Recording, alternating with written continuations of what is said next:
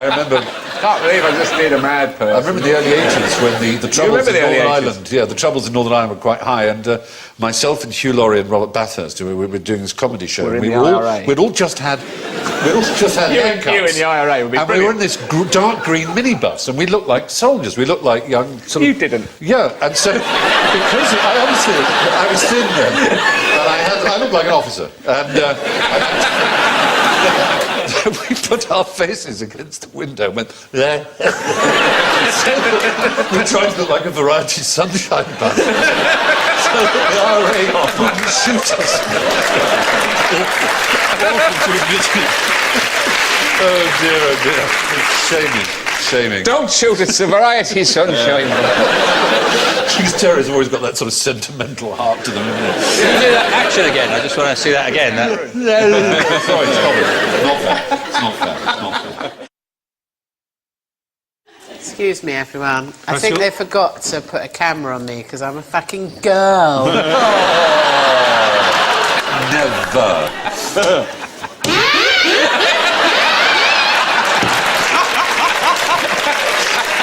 All right? I use that shot every time. That'll look brilliant. Yes, they should do it each time, exactly. Sorry, do you want a proper one? Oh, right, this is actually the opening round one. Oh, my God. Where I announce how everybody goes. So, I'll lead into it for you, Joe, yeah? When I'm cued. I'm getting a voice in my ear. So, just for Joe. But first, is that a cue? Yes. But first, an equipment test. Joe goes...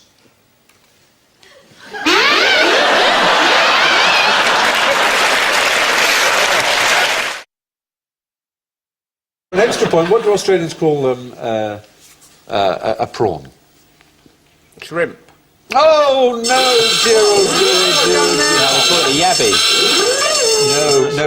dear, No, they call it a prawn.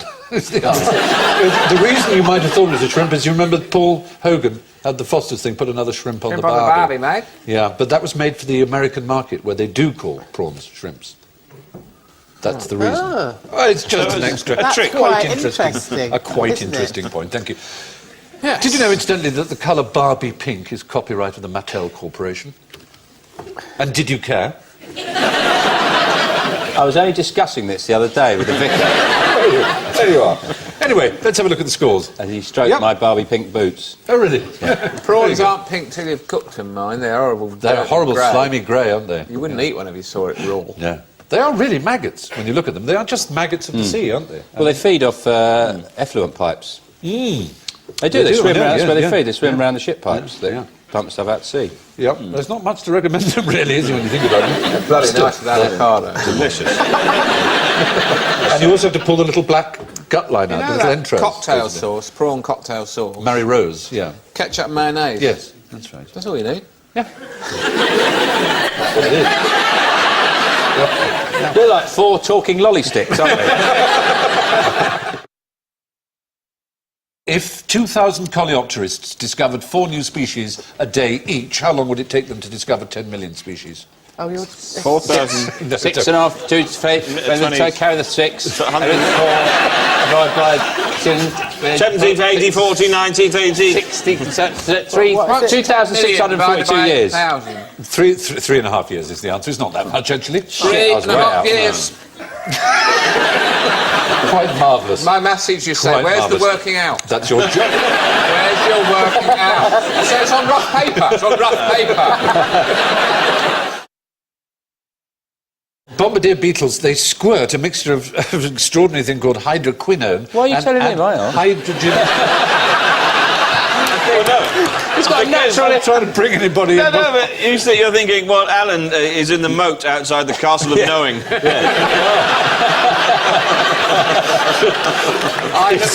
We've pulled up the drawbridge. Yeah. I'll tell you what, it is interesting, and Alan will find it interesting. Yeah. It's a mixture of two chemicals, hydroquinone and hydrogen peroxide, which we know is very strong, and what's called the disinhibitor chemical. And these, they come out of the arse, in an explosion. That's not a technical term. When they, all right, they come out of the hind parts. Thank you. And they explode, and it's at a temperature of 400 degrees Celsius. They squirt out of the back of the bombardier beetle. So basically, if your roots are showing a bit, you can just get a bombardier beetle To give you a hydrogen peroxide bleaching. Out of its arse. I know this is meant to be quite interesting, but can you foresee any situation in the future in which we might be able to use this information usefully in our lives to... It's extraordinary. It's always the children who say, Sir, what's the point of geometry? Or what's the point of Latin? Who end up having no job, being alcoholic, and they don't notice that the ones who actually find knowledge for its own sake and pleasure in information and in history and in the world and nature around us, actually getting on and doing things with their fucking knowledge.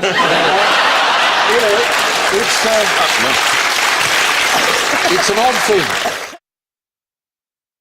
Someone told me that Morph, the plasticine man, is called Morph after morphine. And Charlie, his white mate, is Charlie... What are you saying about Tony Hart? Morph and Charlie are heroin and cocaine. Good. No, because he morphs his shape, metamorphoses. It's a clever double meaning. Come on, you're brighter than that. Oh, I don't know the idea that Tony Hart has even heard of Charlie. I don't think it's his idea to name them. Oh, I see. I think it's one of these... We thought of a great name for them, Pugwash Tony. things. Captain Pugwash. Yes, I don't think... I think it's one of these urban myths. Tell us all you can, for the next question, about the Great London Beer Disaster. What year are we talking about? 1814. 1814, there was a beer disaster. There was a big brewery there called the Myrn Brewery. Right. And it had a huge 22-foot vat, which just broke, and it had thousands of gallons, 7,500 gallons or something like that of beer inside it. And it broke other vats. And it washed out into the slums of St Giles, which is round about where Centrepoint is now. And 9 people were killed. They were drowned by this great wave of beer. It wasn't cirrhosis then? No. The whole place for months afterwards smelt of beer. And the public was so fascinated by it, they would come and visit, and some of the dead bodies were kept in their little hovels for the public to pay to see them. Come see my dead husband who was drowned in the great beer disaster. Was they preserved in the alcohol? You'd imagine it would be. It was very strong beer. It was porter rather than what we would think of as beer. Morris dancing is a world away from modern folk That's music. about fertility, isn't it? The maypole was a huge willy. It's a great big penis. Very big stripy penis with huge flaps coming down from it. Why do they tie ribbons around the penis? Well... No, but really, no, how did that come about? Why would you stab it in the desk at school? If you did, for example. For example. I mean, that's just a thought. Do you know what Russian soldiers used to do in the war? You could chop it off because it was frozen solid. You mightn't want to record this either. We'll Russian have to record soldiers used to get ducks, and they'd put the duck's head in a drawer. Yeah, you're already there, you know, and then the duck would be revealed, presented the part that they were interested in, and as they were in there, its little feet would be going.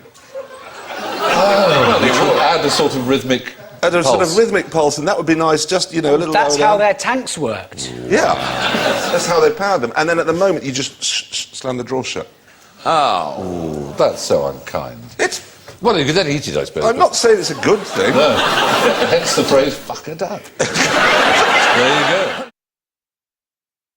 Manna means what is it in Hebrew? Yeah, but so what is it from heaven? What is it from heaven? Well, the Israelites were crossing the desert, and God, to feed them, because they'd been running away. Bread. He dropped this stuff called manna, which we don't quite know what it is, but it was apparently rather the shape of a coriander seed, but tasted like a wafer of honey. Why do people believe all this stuff, Stephen? Well, it's all right. Whether you believe it or television's ruined Bhutan. This stuff is responsible for some serious aggravation in the world. People believe it all, for God's sake. This particular... They do believe it all. They don't, yes, Bronze Age mythology, they believe it all. People believing in manna, it doesn't really upset me or anybody sensible as much as, say, them I don't eat meat, right? I don't eat meat. And someone actually said to me, someone who should remain nameless, really angrily, animals were put on earth for us to eat. What does he mean by that? Put by who? That's silly. Of course that's silly. Of course I said you can eat one if you want, but don't shout at me about them being put there like it's some big toy farmyard. You're very clever. Why do they believe it all? Can't they just go, whoa, that was mad, I thought that was true for a minute.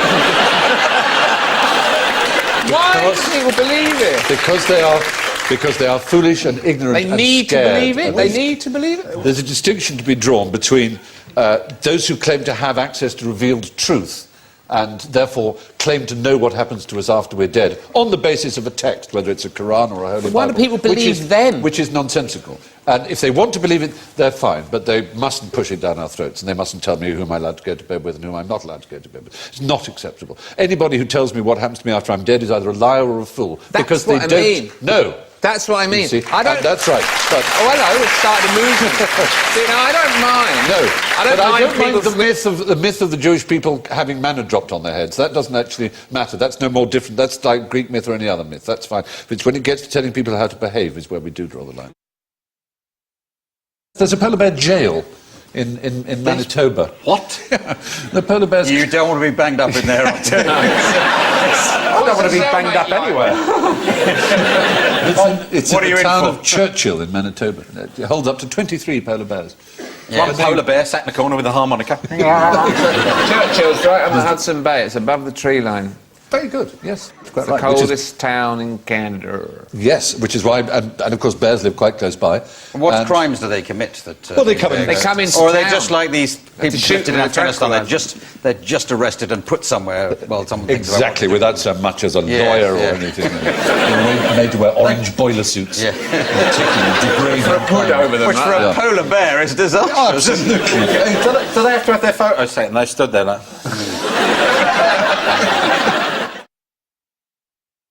There's some guy in Germany that liked eating endangered species and would phone zoos.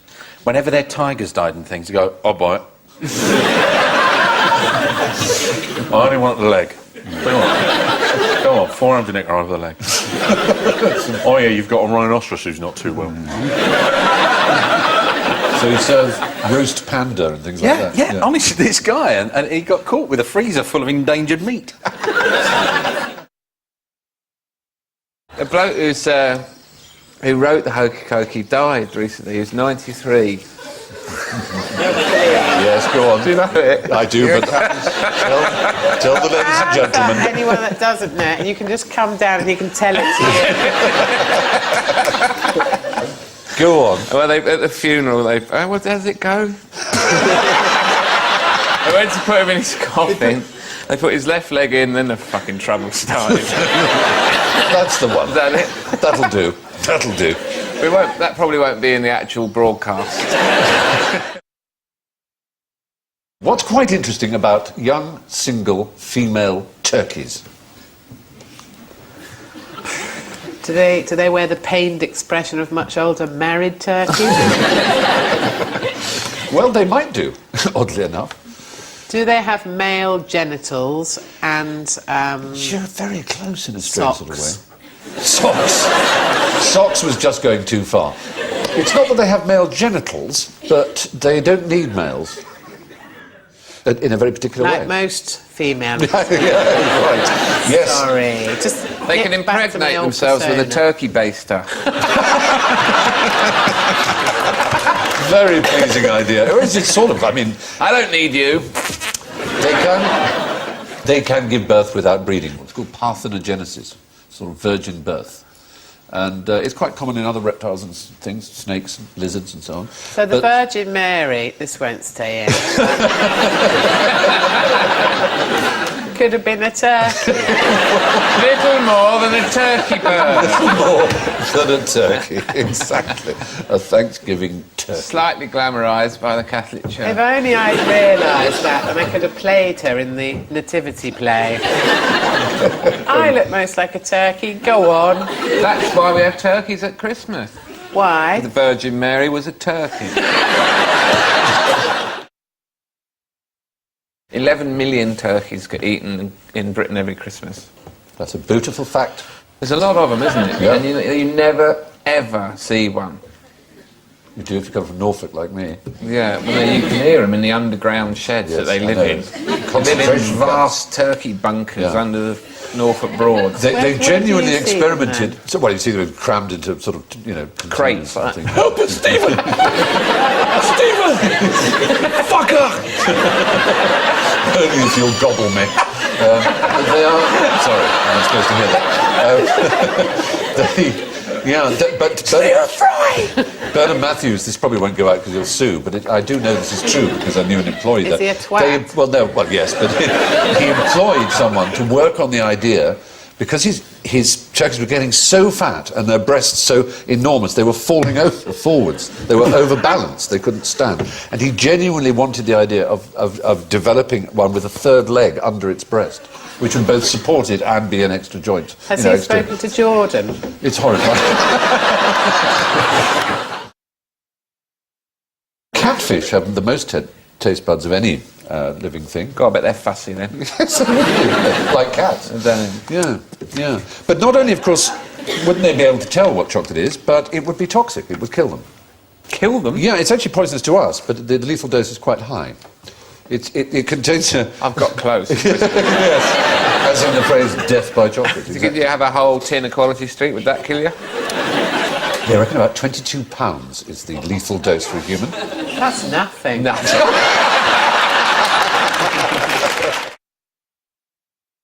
Winston Churchill said a very wise thing. He said, I like pigs.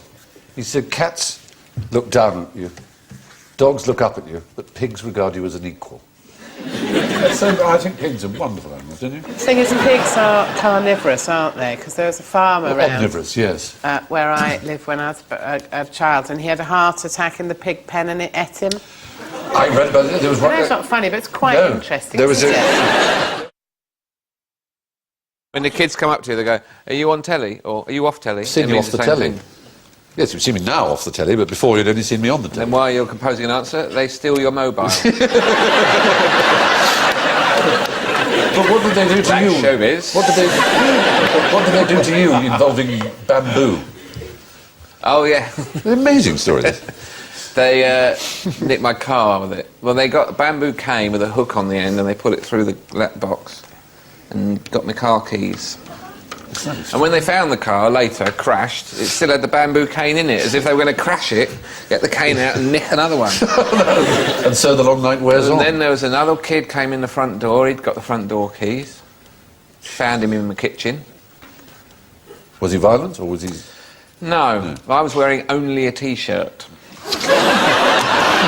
You could have been arrested. It was 2 o'clock in the morning and I was standing there.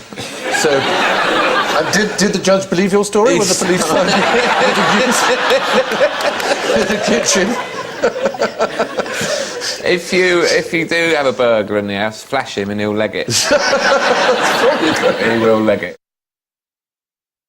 Well, of course, it was Onan in the Bible where apparently all the inhabitants were masturbators, hence onanism being a word for it. And Dorothy Parker called her parrot Onan because, quoting the Bible, it spilled its seed on the ground. A quote in the Bible, the people of Onan spill their seed on the ground, and this apparently were cursed for that reason. Cursed? Yes, instead of doing it into a tissue or a sock or something like that.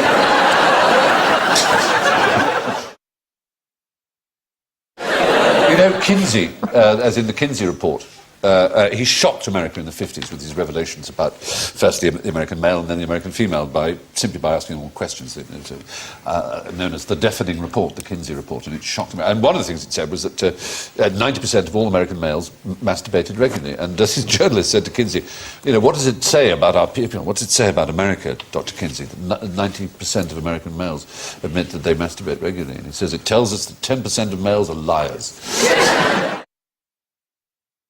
The procedure was as follows. The candidate was placed on a bed and asked once again if he would ever regret castration. If the answer was no, he was bound with tight bandages, given a bowl of nerve-stunning herbal tea, and his genitals were then dipped in extremely hot chili sauce to desensitise them, apparently. Both penis and testicles were then swiftly cut off with a small curved knife in one single movement. Then a metal plug was immediately inserted into the remains of the root of the urethra and the entire wound was bandaged and left to heal. So it was a little metal teapot out of which to pee once it had all healed. Can I just say that doesn't sound dissimilar from what happens to blokes if they go to a special clinic to have tests for venereal disease? Oh, with the thing up the urethra, your sort of umbrella. You know, you get like a little umbrella thing. And they, thought of it, it's just it's horrible. kind of metal, it's like a cocktail umbrella, and they kind of push it right down. And as they pull it back, it kind of opens out and scrapes. Scrapes the inner... That's bad luck, isn't it? Well, you don't want that. Well, it's not actually a medical procedure, they just do it for a laugh. Bless you! Bless you! Oh, I'm sorry. Oh. It's a good editing point. Yeah. I apologise particularly to the sound department for that. Rather appalling shot. Those particles.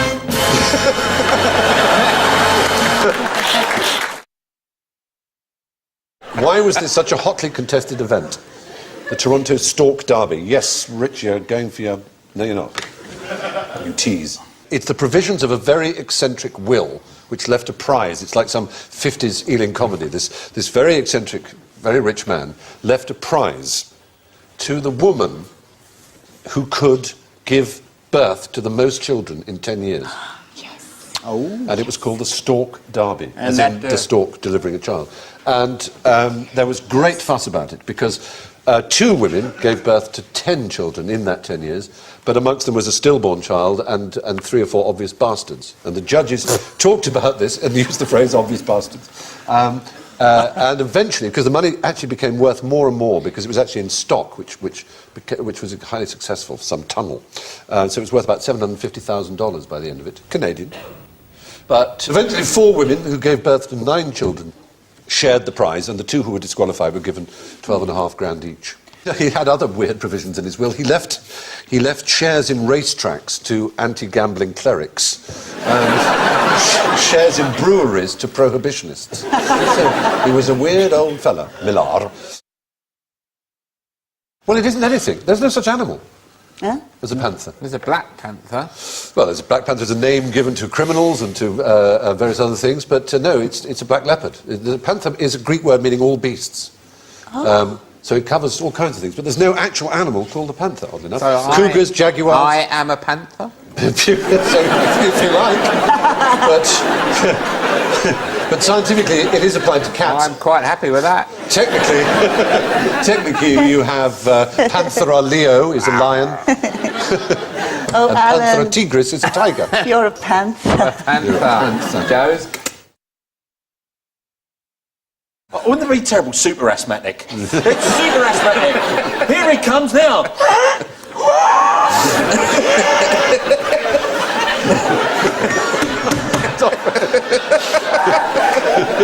You've got someone in the second row. You've killed your asthmatic. What about? Do you remember Paul Ramone, the comedian? I remember Dee Dee Ramone, the rock musician. No, he used to Was do- there? Was no. it? What? Oh, yes, I do. remember Yeah, Paul? yeah. He used to do this character called Lizard Man. And he'd go, Lizard Man, does whatever a lizard can. Not much.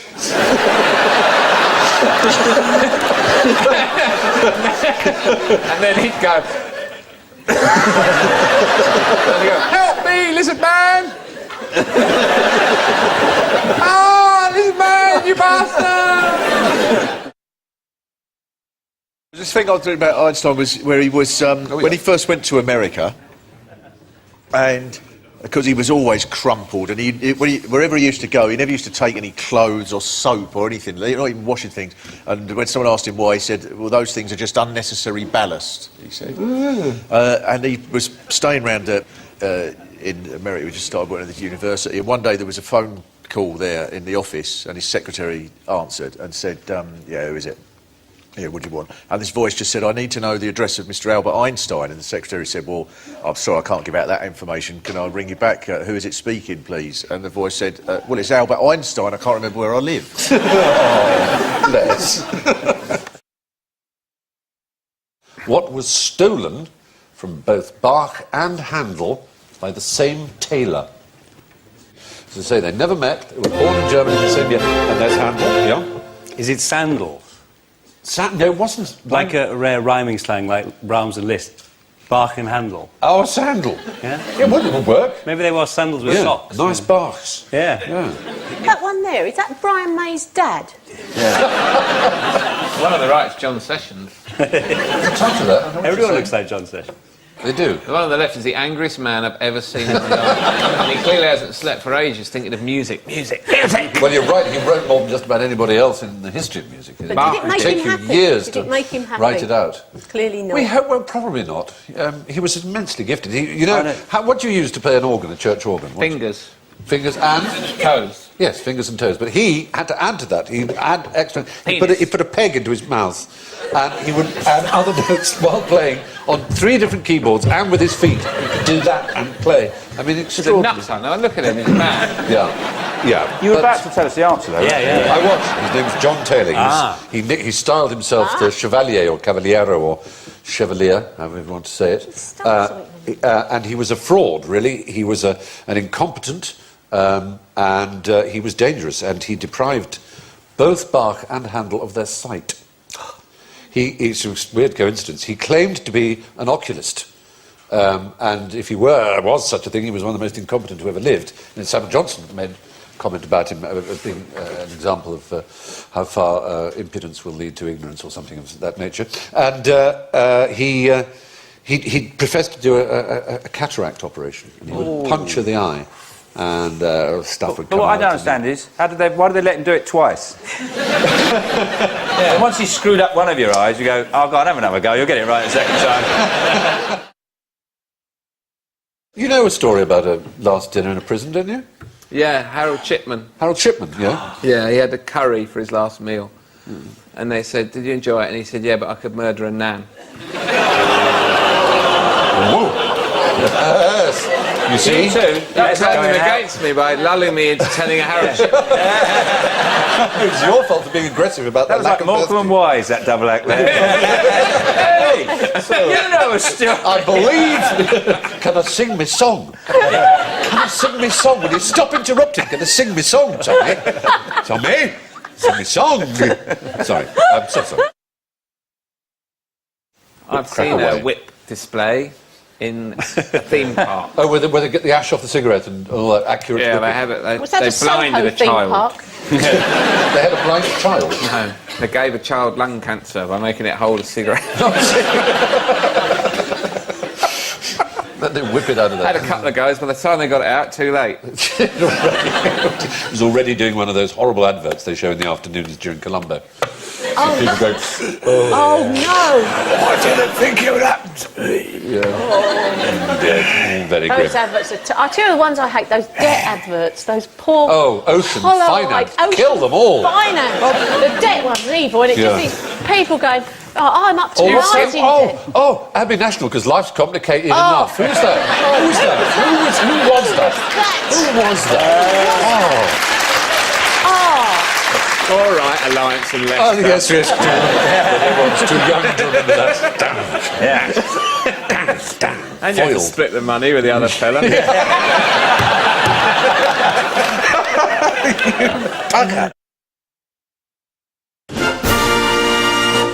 The cow.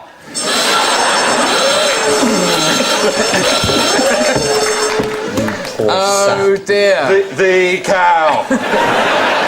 Nice and natural there. The cow. It's your nativity. Fill it good. Fill it good.